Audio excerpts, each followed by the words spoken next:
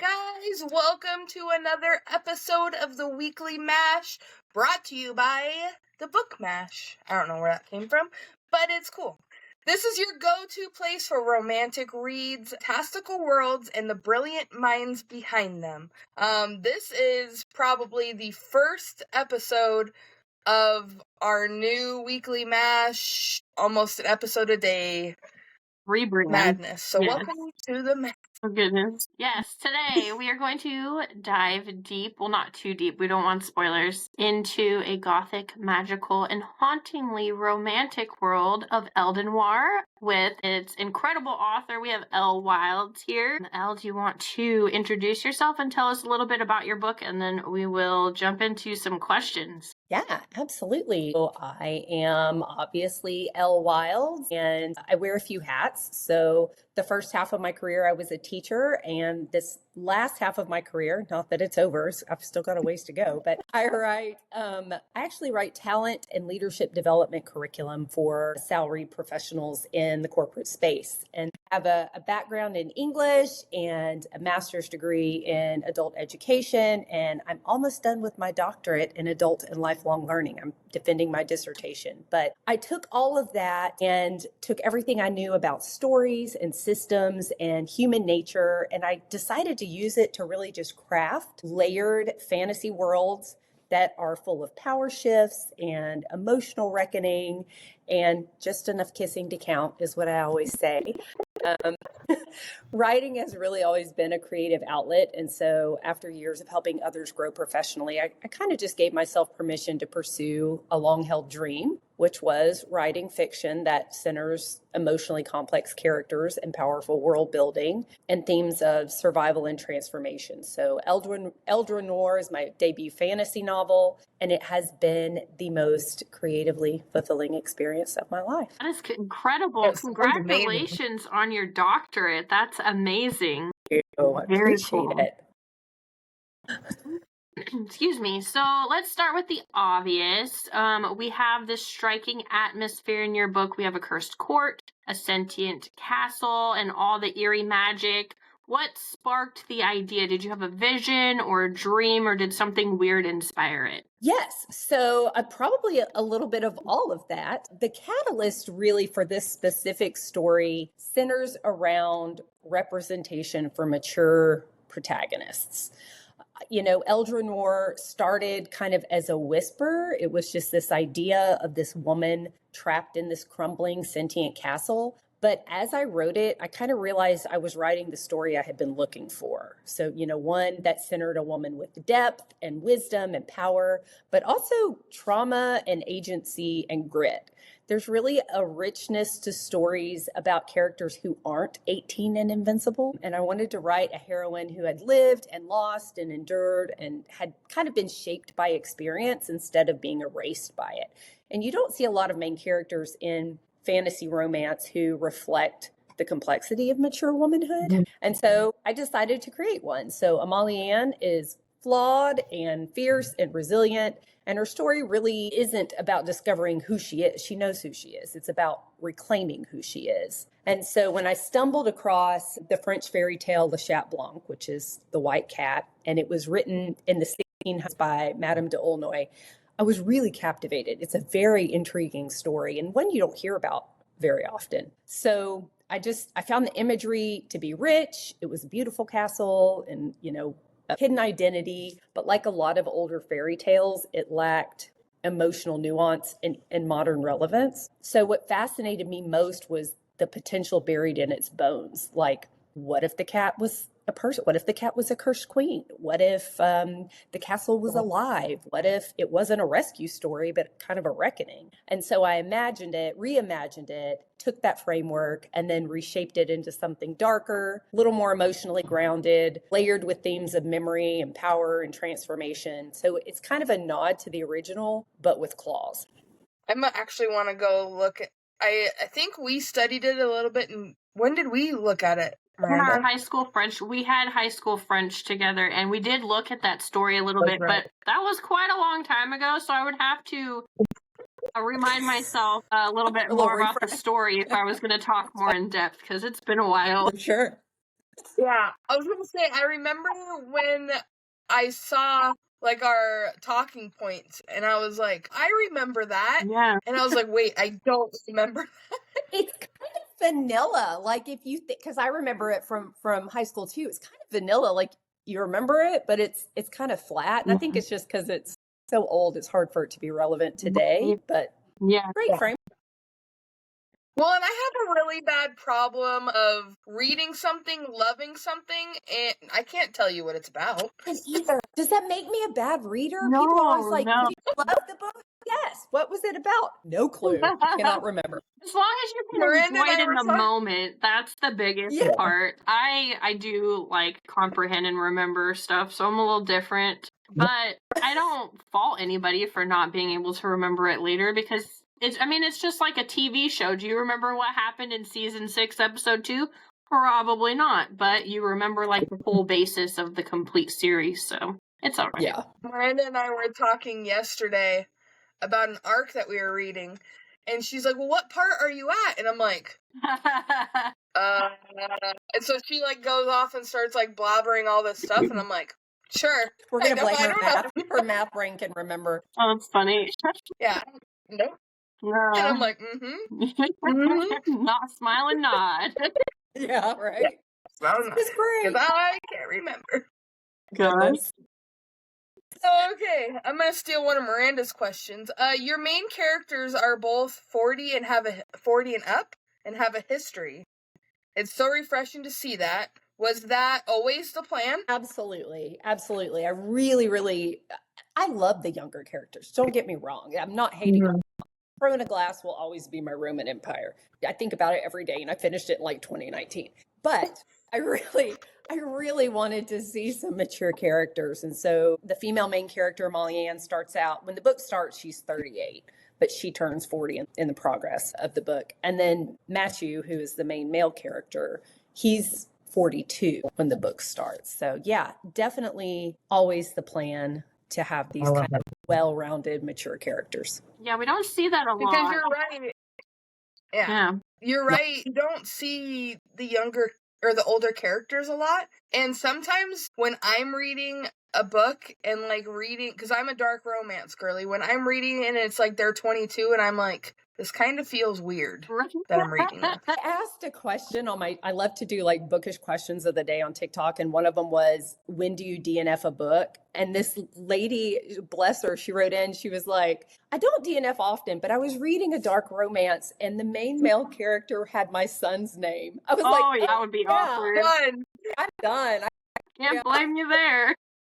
Immediate ice water to the face. Yeah. You're like, that was fun. Oh gosh. So let's talk about the setting a little. So we have the Sentient castle. It's a cool concept. If you were trapped in a magical sentient castle, what would be the best and worst parts of that experience? I mean, I think all little girls at some point probably loved Beauty and the Beast. And so I had an arc reader describe Eldrenoire as Beauty and the Beast meets The Haunting of Hill House, and they brought wine. And I was like, that's kind of valid. Like they got drunk together. So I think, the little girl who loved Beauty and the Beast would love the idea of this living, breathing, castle that opened doors when you wanted it to, or, lit sconces for you. On the other hand, it would be terrifying if that castle had bad intentions. Yeah. So in the book, the castle is part of a curse, and about halfway through, the curse starts to fray and the castle starts acting a little wonky. So that would be terrifying. Yeah. No thanks. That would be about the time where we'd be like, I'm out of here. Yeah, let me get out of We here. were talking about Phantasma. I was just thinking that And too. like, would we go into the games like to save each other? And I told Miranda, like, nope, you can stay in there. I'm out. Wow. Great Yeah. sister. I know. Bond there. She's like, you're on your own. I'll be cheering for her on the outside. Be your greatest. Goodness gracious. You're silly. That's hilarious. Garsh. So no spoilers, but can you give us a vibe check on the romance? You did say just enough kissing for it to count. Yeah. Is it Grumpy meets Grumpier? He falls first. she's got secrets or something else entirely? Probably all of the above. They've both got a lot of secrets. I mean, when you're in your late 30s and 40s, you're carrying some stuff, right? So they've both got a lot of secrets. He definitely falls first. I really wanted a male main character that did not want to save her. Not want to. I mean, I think he wants to, but didn't. That was not the storyline. She is not there. She can save herself. And essentially, you know, if he can be good company, he can come along. So that was kind of the goal there. So he falls first. They both got a lot of like big secrets. And I think they're probably both a little grumpy. Like, he's a war-weary fugitive and she's been trapped in a castle for 7 years. Both probably not in the best of moods. Yeah, who wouldn't be grumpy after that? Goodness. Right. All right, so we've got to ask, we read Dangerous Devotion in the blurb that you gave us, and we were intrigued. So without spoiling again, what's your favorite kind of romantic tension to write? I definitely love slow burn.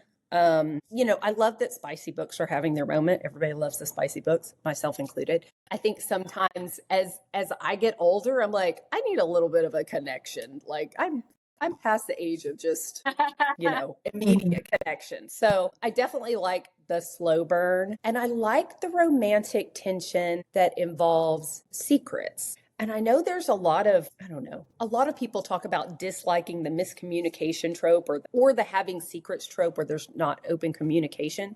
But I think it parallels the human experience. Definitely. And I think that a lot of people who don't like that is probably, you know, if we were to psychoanalyze them, we'd say that's probably an experience they had that they didn't enjoy, and that's why they don't like it. Mm-hmm. Yeah, that makes sense. Definitely. I agree. I'm the same way, though, when it comes for, like, dark romance and the spicy books. I learned that if I read only dark romance, that, like, I get into, like, a weird place that I don't want to, like, I'm in a huge, like, book rut, and I don't want to read. But if I read, like, 2 or 3, like, dark romances, and then I'm like, ooh, bring me, like, the sunshine romance. Mm-hmm. Yeah. Little palate cleanse. Or a fantasy. Exactly. What do you call that in the culinary word? Is it an amuse-bouche? You just kind of cleanse the palate. What we need. That one, or the intermezzo, that's what it is an intermezzo. There you go. That's what it's called. Yeah, I like that. But yeah, that's a palate cleanser. If you had to create a playlist for why can I not say it? Eldrenoire. Yeah. Oh man, I practiced before we were on here because I cannot pronounce anything to save my life.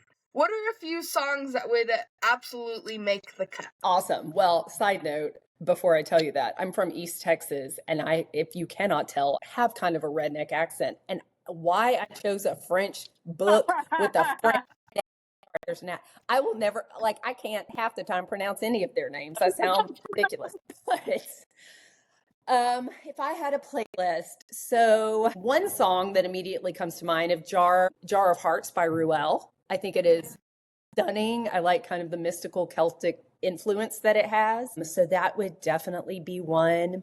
There is a song called Free, and it's off of, oh my goodness, it's some K-pop movie that I've never watched. I'm not a K-pop person, but somebody told me about it. Like, one of my ARC readers said, I know you don't watch K-pop, but there is this song called Free, and he said it's Matthew and Amalie Ann coded 100%. And I was like, so I listened to it, and it 100% is. And then the last one I would tell you is, I don't know if y'all seen this yet, but the epigraph of the book is a song. And the song is kind of what the people in this world sing in secret about this queen who disappeared. And I've had it made into a song. And so I posted it on TikTok the other day, and it's got like Witcher vibes. I don't know if y'all watched Witcher, but it is definitely kind of the theme song, I think, for the entire. But I love that question. And I have long said, I really want to create a playlist for the book, like a chapter by chapter playlist. And so when I finish book 2, which I'm currently working on, and re-release the special edition, I think it's going to have the playlist by chapter. That's so cool. Actually, we just read Sloane Raleigh. Oh my gosh. What is it called, Ashley? Shadows of a Tortured Heart. Yeah. Yes, it comes out soon, and she did that. She actually has in each chapter at the very top, she has the song that she listened to or that inspired her for that particular chapter.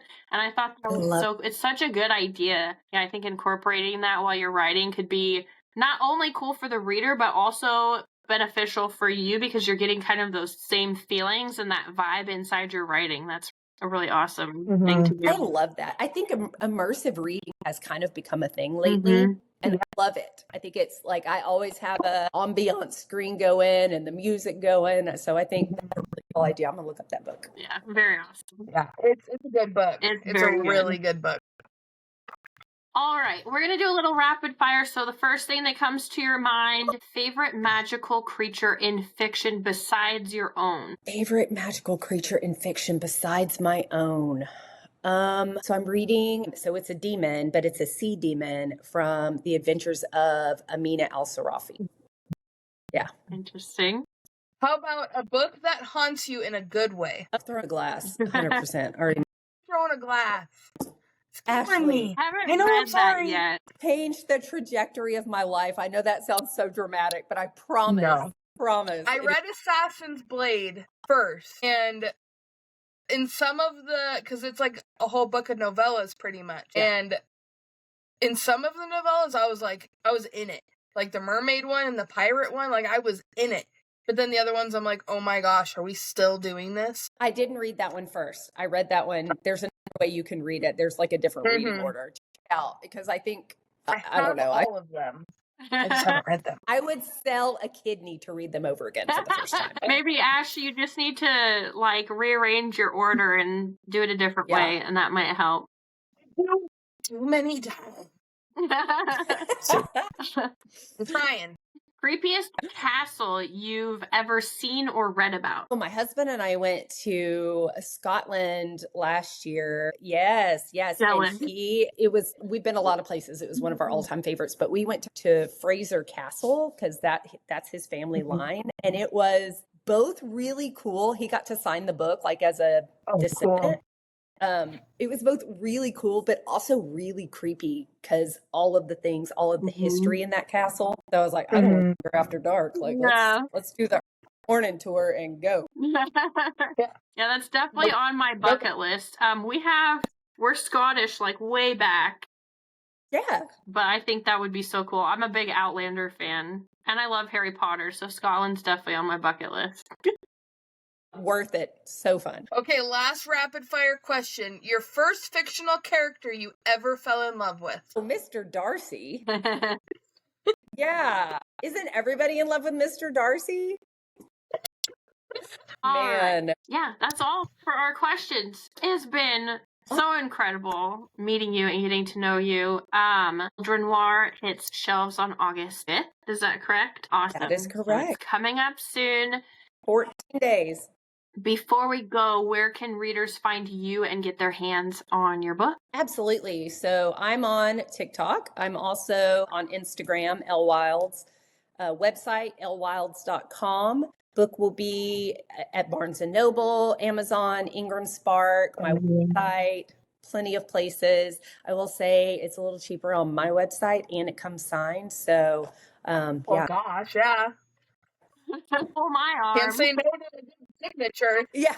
We went to like this, it's a bookstore in Hayden, Idaho, and they put on this huge like market yesterday, and it was all bookish things. So there was like authors and people that sold like bookmarks, and like it was the coolest thing ever. And Miranda and I bought a bunch of the books that were there, and I'm like, are you by chance signing? And they're like, yeah. And I'm like, okay, good. It just feels so personal. Yeah, it's fun. I love it. Awesome.